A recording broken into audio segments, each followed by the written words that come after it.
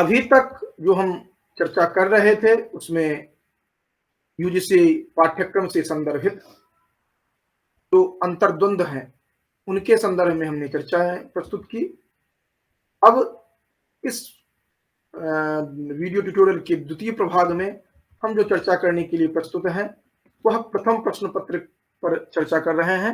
और प्रथम प्रश्न पत्र जो कि सभी विषयों के लिए अनिवार्य है, इसके पाठ्यक्रम को भी हम देखेंगे। सबसे पहले जो यूजीसी स्पष्ट रूप से इसके औचित्य पर प्रकाश डालता है उसको हम देखें तो हमें समझ में स्पष्ट रूप से आ जाएगा जो प्रथम प्रश्न पत्र की तैयारी कैसे करनी है और क्यों करनी है। तो आप देखते हैं जो कि यूजीसी का आप जब पाठ्यक्रम डाउनलोड करेंगे तो वहां पर प्रारंभ में ही कहा गया है, क्योंकि तो कुल मिलाकर के यहाँ पर प्रथम प्रश्न पत्र का क्या औचित्य है, इसको अगर हम संक्षेप में कहें तो वह यह है कि जब आप अध्यापक बनते हैं, सहायकाचार्य बनते हैं, तो वहां उस स्थिति में आपका किस तरह का व्यवहार होना चाहिए, किस तरह आप शिक्षण और शोध क्षमता का मूल्यांकन कर पाएंगे, किस तरह आप जो निगमनात्मक आगमनात्मक तर्क है उनको समझ पाएंगे, इन सब के लिए सामान्य जानकारी यह प्रथम प्रश्न पत्र के अध्ययन के क्रम में हम समझते हैं। और अनिवार्य रूप से यह प्रश्न पत्र सभी के लिए जो महत्वपूर्ण रखा गया है, अनिवार्य रखा गया है, उसका कारण यही है। तो आप ध्यान रखें जो कि प्रथम प्रश्न पत्र जो है वह सभी के लिए है, वह आपके लिए मात्र नहीं है। द्वितीय प्रश्न पत्र सिर्फ आपके लिए होता है क्योंकि आप उस विषय के एक्सपर्ट होते हैं। प्रथम प्रश्न पत्र जो है सिर्फ आपके लिए नहीं है। इस बात को आप ध्यान में रखें। इसलिए प्रथम प्रश्न पत्र को सामान्य रूप में देखें और आप ध्यान रखेंगे जो प्रत्येक प्रश्न पत्र जो है, प्रत्येक यूनिट जो है इसमें, इससे कुल 5 प्रश्न आपको दिखेंगे और एक प्रश्न जो है वह 2 अंकों का है। एक प्रश्न जो है वह 2 अंकों का है और कुल 5 प्रश्न आपको मिलेंगे, प्रत्येक यूनिट से देखेंगे आप। प्रथम जो है शिक्षण अभिवृद्धि, शिक्षण अभिवृद्धि है जिसमें शिक्षण अवधारणाएं, उद्देश्य, शिक्षण का स्तर, फिर शिक्षण की विशेषताएं हैं। इसके साथ साथ शिक्षण प्रभावात्मक तत्व जो हैं, उनको प्रभावित करने वाले जो तत्व हैं, इनको आप देखते हैं। उच्च अधिगम संस्थाओं में शिक्षण की जो पद्धति है क्या देखते हैं। इसके साथ साथ शिक्षण सहायक प्रणाली जो है उनको आप देखते हैं। मूल्यांकन प्रणाली जो है इनको आप देखते हैं। तो ये सभी विषय वस्तु जो है शिक्षण अभिवृद्धि के अंतर्गत आते हैं, टीचिंग एप्टीट्यूड के अंतर्गत आते हैं। तो आप इस दृष्टि से इसको देखें और इसके संदर्भ में जो यूजीसी फर्स्ट पेपर से संदर्भित यूट्यूब ट्यूटोरियल में एक दिया गया है, लगभग 1 से 1.5 घंटे का वह ट्यूटोरियल है, वह आपके लिए पर्याप्त है, क्योंकि वहां पर हर एक बिंदु, शिक्षण हो या शिक्षण की विशेषता हो या शिक्षण के प्रभावित करने वाले तत्व हों या शिक्षण सहायक प्रणाली हो, मूल्यांकन प्रणाली हो, इन सभी विषय वस्तुओं को अलग अलग विभाग उपविभाग में बांट करके वहां पर वीडियो के माध्यम से उसको स्पष्ट किया गया है जो आपके लिए पर्याप्त है। इसका अध्ययन आप कैसे करें, तो आवश्यक है कि कोई भी एक आप ग्रंथ रखें या आपके पास गाइड उपलब्ध होगा वह रखें और उसके आधार पर स्वयं आद्योपांत उसे अध्ययन करने का प्रयास करें। वीडियो जो है वह आपको सहायक के रूप में आपके लिए होगा, जो कि एक एक बिंदु जो है वह आप समझ पाएंगे उनमें, क्योंकि गाइड में आप विस्तार में देखेंगे, वीडियो में आपको 1 घंटे में आपको संपूर्ण सामग्री आपको मिल जाएगा। तो इस तरह से आप देखें, स्वयं नोट्स बनाएं और उसके बाद जो प्रश्न है उनका अभ्यास करने प्रारंभ करें और आप देखेंगे जो कि आपको कोई भी प्रश्न ऐसा नहीं लगेगा जिससे कि आप अपरिचित हो। यह मेरी गारंटी है। आप एक बार भी इस तरह अभ्यास करके देखिए, एक भी प्रश्न इस तरह का नहीं रहेगा। लेकिन हाँ, ये जो टॉपिक है वो बहुत ही विस्तृत है, तो ये यदा-कदा आपको परेशान करते हैं। लेकिन आप एक बार विस्तार से इसको देखें और पहले वीडियो देख लें आप, बेहतर रहेगा। उसके बाद गाइड पढ़ें और गाइड या ग्रंथ जो आपके पास उपलब्ध है, उसके बाद पुनः आप जो वीडियो के आधार पर जो आपने नोट्स बनाया है, उनको ध्यान में रखते हुए एक नोट्स, फाइनल नोट्स बनाएँ और आप देखेंगे जो आपके लिए बहुत ही उपादेय यह रहेगा। अगले एक यूनिट की ओर हम चलते हैं। द्वितीय जो यूनिट इकाई दिया गया है, जिसमें कि शोध अभिवृत्ति संदर्भ में चर्चा है। इसके लिए भी आपको वीडियो ट्यूटोरियल एक मिल जाएगा वहाँ पर आपको। फिर उसी तरह से आप गाइड को एक बार पढ़ें, वीडियोज़ देखें, फिर गाइड को देखें, तो आपको अनिवार्य रूप से जो भी विषय वस्तु है, वो आपको समझ में आ जाएँगे। तो यहाँ पर जो अंतर है प्रथम और द्वितीय का, ये आप देख लीजिए। प्रथम में है शिक्षण के संदर्भ में है, द्वितीय है शोध के संदर्भ में। ये जो दोनों में अंतर है, इनको आप अच्छी तरह समझते रहें। उसके बाद आप शोध, फिर शोध की पद्धतियां जो हैं, शोध के चरण जो हैं, शोध प्रबंध एवं उनके आलेख लेखन जो है वह किस तरह हो, इसके संदर्भ में, शोध में आईसीटी का अनुप्रयोग जो है और शोध नैतिकता जो है, इनको ध्यान में रखते हुए आप इस यूनिट को देखें ठीक से, तभी जाकर के आपको इस यूनिट से जो 5 प्रश्न बनेंगे वह सहजतया आप उनको समझ पाएंगे। और इसके लिए हमने 2-3 वीडियो ट्यूटोरियल तैयार किया है, वह आप संदर्भित स्थल पर जाकर के आप देखें और आद्योपांत एक बार जो आपके पास ग्रंथ है उनको अनिवार्य रूप से देखें, तभी जाकर के आप इससे संदर्भित जो प्रश्न है उनको आप कवर कर पाएंगे। और ध्यान रखें, जब भी आप फर्स्ट पेपर की तैयारी करते हैं, उसके लिए सामान्य रूप से यदि आप 1 से 1.5 महीना 2 घंटे प्रतिदिन, यदि आप मात्र 1 घंटे दे पाते हैं, तो 3 महीना आप प्रत्येक दिन 1 घंटे करके अगर देते हैं, तो आपके लिए पर्याप्त है। वैसे निर्भर करता है आप किस तरह अध्ययन करते हैं, लेकिन मोटे तौर पर यह पर्याप्त है। क्योंकि आप ध्यान रखेंगे जो कि कितना भी आप इसमें श्रम करेंगे, 1 यूनिट से 5 ही प्रश्न आना है आपके लिए। और जो फर्स्ट यूनिट है और सेकंड यूनिट है, इनमें आप 3 से 4 प्रश्न आप आसानी से 1 यूनिट में कर सकते हैं। अगर सामान्य रूप से देख लेते हैं, नोट्स बना लेते हैं। 5 की गारंटी मैं नहीं ले रहा हूं, 4 तक आप आराम से कर पाएंगे आप सही। तृतीय जो ये जो तृतीय यूनिट जो है, इकाई जो है, इसमें एक गद्यांश दिया जाता है और उस गद्यांश से प्रश्नों के उत्तर देने होते हैं। और इसके लिए अन्य कुछ नहीं करना है, आप जो एग्जाम्पल्स आपके पास उपलब्ध हैं भिन्न भिन्न गाइड में, भिन्न भिन्न ग्रंथों में, उनको लेकर के आप अधिक से अधिक अभ्यास करिए। और इसका कोई भी शॉर्टकट सॉल्यूशन नहीं है।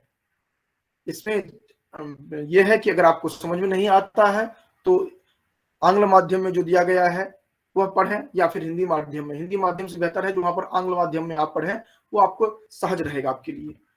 इसी तरह आप जो 4th यूनिट है, वहां पर कम्युनिकेशन जो है, इसके लिए भी उसी तरह है। संप्रेषण क्या है, प्रभावी संप्रेषण के जो कारक हैं उनको आप देखिए।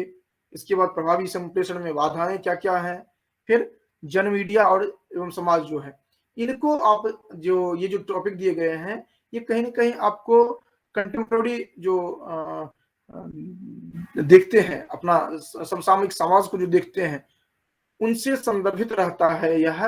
तो आप जो अपना जो ग्रंथ है आपके पास, वह तो देखें ही देखें, जो वीडियोस आपको उपलब्ध होते हैं उनको तो देखें ही देखें, साथ साथ आप न्यूज़पेपर्स आदि को देखते रहें। सोशल मीडिया जो है, उनके जो महत्वपूर्ण जो बिंदु हैं, उनके संदर्भ में नजर बनाए रखें आप। और जो इससे संदर्भित प्रश्न विगत वर्षों में आए हैं, उनके आलोक में क्या नए प्रश्न बन सकते हैं, ये आप देखते रहें। अब हम 5वें यूनिट की चर्चा करते हैं। ये गणितीय तर्क और अभिवृत्ति है। इसके संदर्भ में मैथमेटिकल रीजनिंग और एप्टीट्यूड जो है, यह आपके लिए बहुत ही कारगर सिद्ध होता है परीक्षा में। इसके जो उदाहरण हैं, वो जिस तरह से हल कर सकते हैं आप, इसके लिए आप अभ्यास करिए और अनिवार्य रूप से जो अधिकांश प्रश्न है वह आप सहज रूप से हल कर पाएंगे यदि आप इन बिंदुओं को पहले से आपने देखा है। हालांकि जो ह्यूमैनिटीज के होते हैं उनके लिए थोड़ी सी समस्या होती है इसमें, लेकिन यदि यहां पर आपको समस्या हो रही है तो आप आश्वस्त रहिए, जो कहीं अन्य जगह आपके लिए लाभ मिल रहा है। और ये भी बात आप ध्यान रखेंगे, जो फर्स्ट पेपर यदि आप बहुत ही बेहतर तरीके से भी करते हैं तो भी एक सीमा तक ही आप अंक अपना स्कोर कर पाते हैं। यदि आप सामान्य रूप से अध्ययन करते हैं तो उससे थोड़ा ही अंतर आपका रहता है, जो आप बहुत अधिक श्रम करते हैं और थोड़ा कम श्रम करते हैं, दोनों में बहुत कम अंतर रहता है। इसीलिए आप इसे स्ट्रेस के रूप में न देखें, तनाव के रूप में न देखें, क्योंकि आपका निर्णायक जो होता है, आपका जो द्वितीय प्रश्न पत्र है वो निर्णायक होता है आपके लिए। इसका अर्थ ये नहीं कि प्रथम प्रश्न पत्र आपके लिए उपादेय नहीं है, प्रथम प्रश्न पत्र आपके लिए नितांत उपादेय है, लेकिन निर्णायक अगर कहा जाए तो द्वितीय प्रश्न पत्र है, जहां पर कि आप बेहतर तरीके से कर पाएंगे। तो आपको ध्यान रखना है जो कि प्रथम प्रश्न पत्र में एक जो अपेक्षित स्कोर है वह आप कर पाए।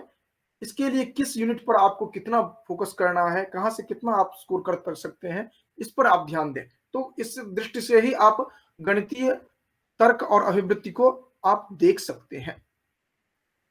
इसी तरह जो युक्त तर्क वाला जो है, इसको आप उसी तरह से देखें। हालांकि इसमें बहुत सारे विषय वस्तु हो जाते हैं, लेकिन यह बहुत ही सहज भी होता है आपके लिए, क्योंकि वैसे देखने में आपको लगता है कि बहुत सारे टॉपिक्स दिए गए हैं, लेकिन जैसे इसमें वेन डायग्राम दिया गया है या इंडियन लॉजिक जो यहाँ पर दिया गया है, यह आपके लिए बहुत ही सहज हो जाएगा। खास करके जो ह्यूमैनिटीज के हैं स्टूडेंट, उनके लिए बहुत ही आसान हो जाता है। अगर यूनिट 5th जो है वह साइंस फील्ड के जो स्टूडेंट है उनके लिए आसान हो जाता है, तो यहाँ पर आप देखेंगे ये इनके लिए सहज हो जाता है।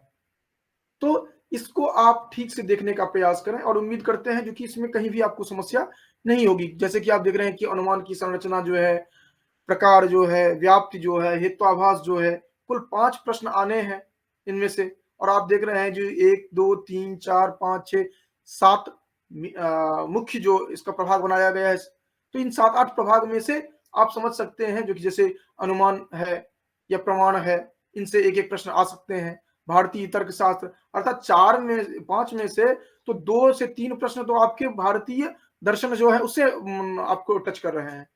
तो इस तरह से आप इसको देख सकते हैं।